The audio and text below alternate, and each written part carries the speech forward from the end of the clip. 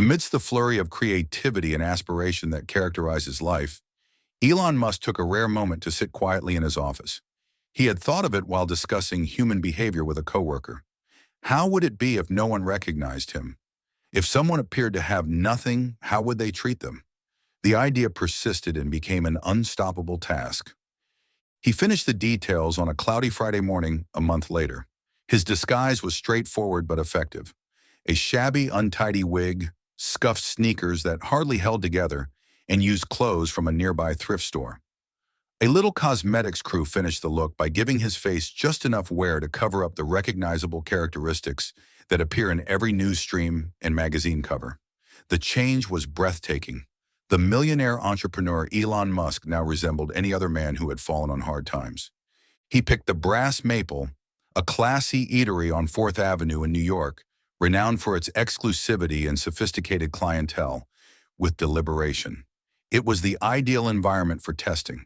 The goal was to comprehend human nature, not to embarrass anyone. Would people let appearances to guide their behavior, or would they see past the surface? He gave the mirror one more look before he left. His reflection seemed strange, almost eerie, as it stared back at him. He had lost the identification that had made him who he was, and for the first time in years, he felt invisible.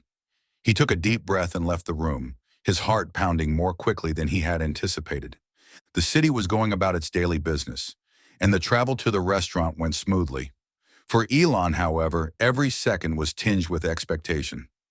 He paused for a split second when he got closer to the Brass Maple's imposing double doors. Then he pushed them open and entered, formally starting his experiment. The Brass Maple radiated refinement. The well-placed tables were bathed in a warm glow from the chandeliers, and the sound of glasses clinking occasionally blended with the murmur of discussion. When Elon walked in, there was a slight tremor. Customers looked up and then went back to eating, but the employees stayed, their gazes flitting to him. He walked carefully onto the gleaming hardwood floor, conscious of each scratch his old sneakers caused. He was hesitantly approached by a hostess who was dressed in impeccable black. As she studied his appearance, her professional grin faltered. "Can I help you?" she said in a courteous but strained tone. "Yes," Elon said in a calm and gentle voice. "I'd like a table for one." The hostess looked over at the bar, where a manager was standing and keeping a careful eye on the exchange. Her smile wavered even more. She blurted out, "We're fully booked tonight," as she glanced at a row of empty tables. Elon glanced but remained silent. Rather, he waited, allowing the quiet to become awkward. Serena, a young server, saw the conversation from the other side of the room. She had been saving money for culinary school while working at the Brass Maple for just a few months. She was intrigued by the man's manner, not sympathetically. He wasn't just another vagrant seeking refuge, and she knew it. Serena yelled, "I can seat him," and moved forward before the hostess could completely dismiss him. For a minute, the room fell silent. Everyone's eyes were on her, even the manager, who scowled but remained silent.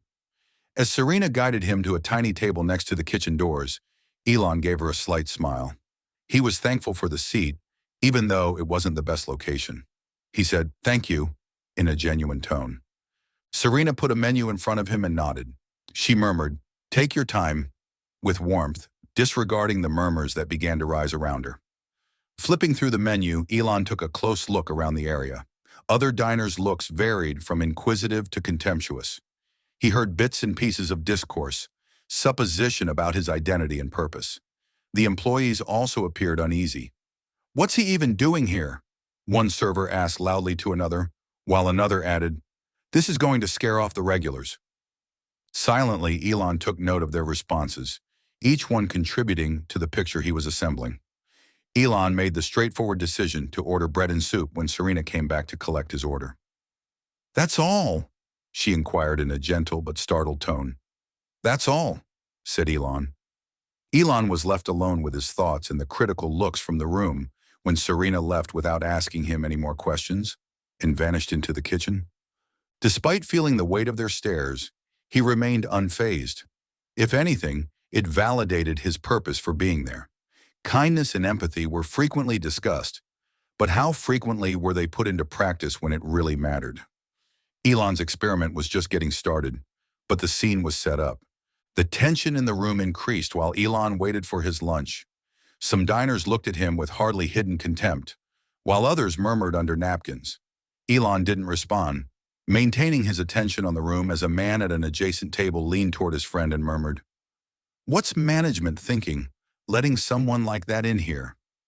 He took note of the little things, including the manager's sporadic looks of disfavor, the bartender's soft laughter with a server, and the hostess's avoidance of his gaze. Each response vividly illustrated how perceptions were shaped by appearances. Serena came back with a tray, placing a little basket of bread and a hot bowl of tomato bisque gently. As she would with any other customer, she arranged the plates in front of him. She said, "Enjoy your meal," with a sincere grin. "Thank you," Elon murmured, looking directly into her eyes. He could tell that Serena was being kindly rather than merely carrying out her duties. While he was eating, he observed Serena going between tables with a serene manner despite her swift pace. She put in endless hours to make sure each client felt taken care of. Elon observed how she patiently dealt with even the most demanding customers, even when they made condescending remarks. At one point, an obviously irritated older woman summoned Serena over. With a subtle gesture toward Elon, she questioned, "Why are you wasting time on him? People like that shouldn't even be allowed in here." Despite her hot cheeks, Serena remained calm. She firmly responded, "I think everyone deserves respect, ma'am." Without saying another word, the woman sighed and returned to her food. Elon found himself admiring Serena's bravery. Standing up for someone society considered undeserving was not easy, particularly in a setting like this. As he finished his soup, another waiter, a stern-looking man in his late 20s, came to his table. With an almost impolite tone, he inquired, "Are you planning to order anything else?" Calmly, "No, thank you," Elon said. With a tight-lipped smile, the server walked away, whispering something to himself. Elon heard the phrase, "waste of space," and made a mental note of it. A young couple across the room looked at each other anxiously. "What if he tries to ask us for money?" the woman muttered, and her boyfriend shrugged, but his face reflected her uneasiness. Elon maintained his composure despite everything, his head buzzing with ideas. This was about the assumptions others made about him, without knowing anything about him, not just about how he was treated. Serena stopped for a second as she cleared his table.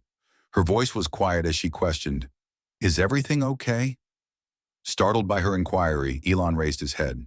"Yes, thank you for your kindness," he replied.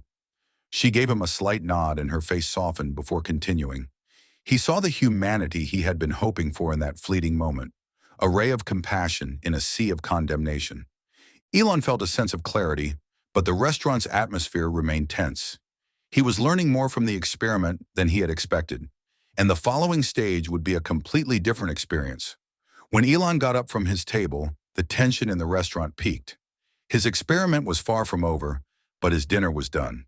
He moved slowly into the middle of the room, attracting the attention of both customers and workers with each step.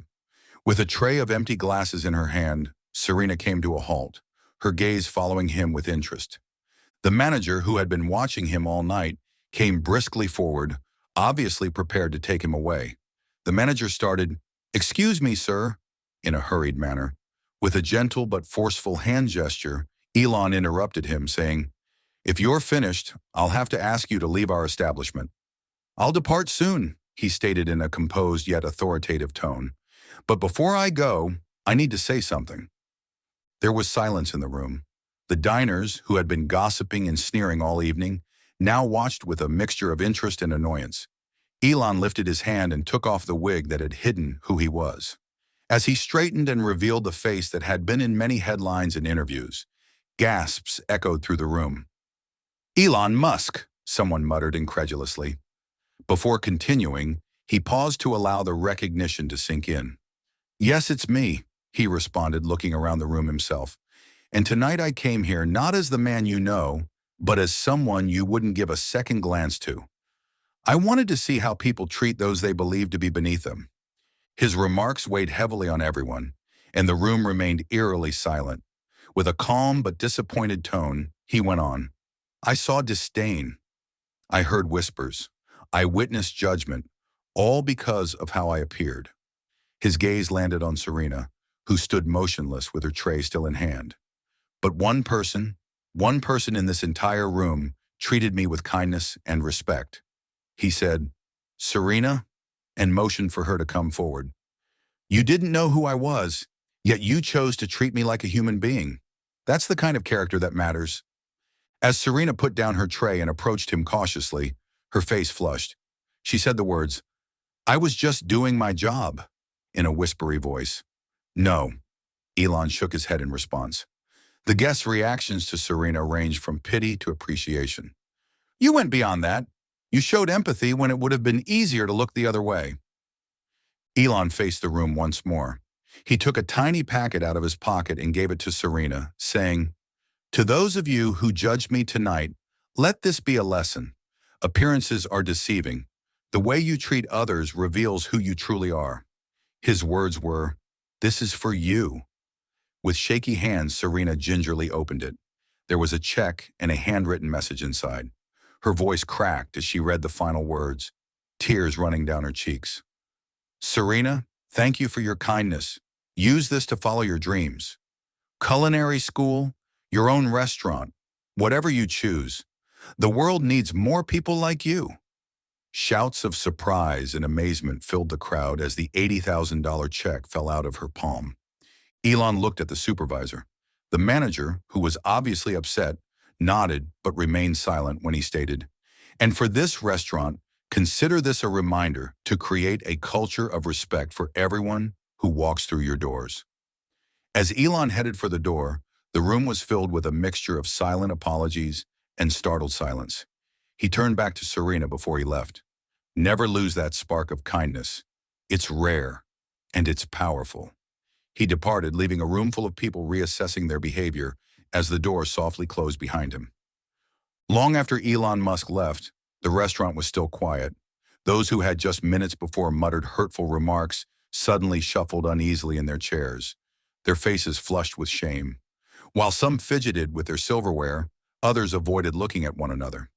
Standing in the center of it all, still holding on to the message, Serena's feelings were a flurry of pride, thanks, and incredulity. The manager, who had previously exuded confidence, now walked hesitantly toward her. He said, "You handled yourself well tonight," in a hushed tone. With an inscrutable expression, Serena looked up. "Thank you," she said in a courteous but aloof tone. The manager's change in attitude felt too little, too late, as she was aware that he had been among the first to question Elon's presence. A family who had before gazed at Elon freely leaned in to whisper to one another across the room. With a heavy sigh, the father's face showed a mix of remorse and shame. He told his teenage son, "We shouldn't have judged him like that," and the boy nodded without saying anything. A woman at another table used a handkerchief to dab at her eyes while talking to her companion, her voice faltering. "What if we've treated other people the same way? People we didn't even notice?"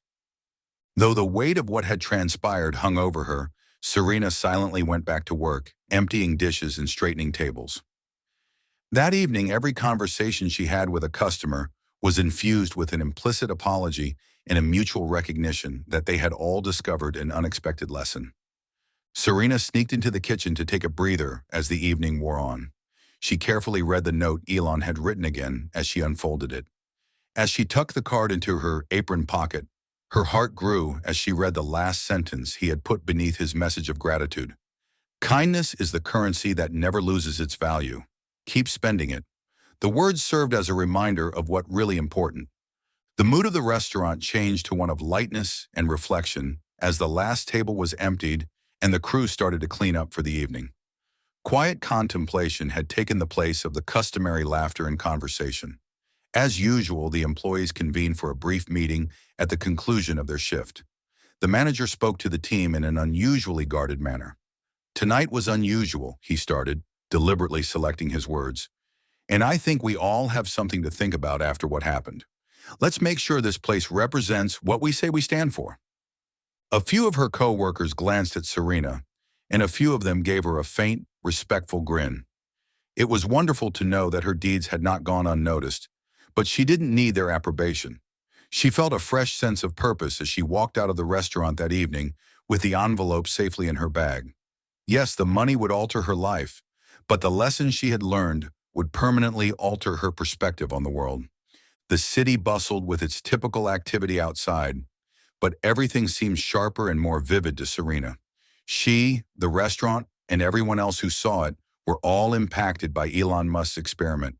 It was ultimately about the enormous impact that one small act of compassion, even in the most unlikely of settings, might have. Not simply about the money or the celebrity. News of Elon Musk's covert experiment went viral a few days after the occurrence. Millions of people worldwide were exposed to the tale as social media platforms erupted in conversation. The brass maple soon became the focus of attention, albeit not all of it was positive. Headlines included Elon Musk tests humanity at upscale restaurant and billionaire rewards kindness in unforgettable experiment. Readers were both critical and reflective about stories of the staff's and diners' early reactions. Debates concerning empathy, social judgment, and how appearances affect perceptions abound in the comment sections. Meanwhile, Serena's life changed in an instant. She was contacted for interviews by reporters who wanted to know her thoughts on the incident. She was initially apprehensive due to the unexpected attention, but when she did speak, her thoughts were straightforward but impactful. It wasn't about knowing who he was, she said to a reporter. It was about treating someone with dignity, no matter their circumstances. That's something we should all do, not just for billionaires in disguise, but for everyone. Serena had only ever dreamed of attending Gastronome Academy, but the $80,000 check made it possible.